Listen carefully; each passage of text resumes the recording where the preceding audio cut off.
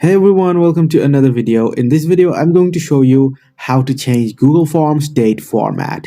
So here is a form that I have created in Google Forms, and if I scroll down, you will be able to see that the date format is month, day, and year. Now, if I want to change the date format, I'll have to change the language settings in my profile. So let's click on our Google profile on the upper right corner and click on Manage Your Google Account. Now from here, we need to go to Personal Info. And then after scrolling down, we'll find the language settings. We need to change the language. So as you can see, the preferred language is English United States. I'm going to edit this and change it to English something else. So let's select English and select Australia. So I'm going to save this, and my preferred language is now English Australia. And now I'm going to close this option.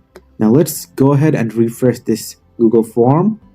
And if I scroll down now, as you can see, the date format has been changed to day, month, year. So that is how you can change your date format. Now, if you found this video helpful, guys, please leave a thumbs up and subscribe to our channel for more helpful videos like these.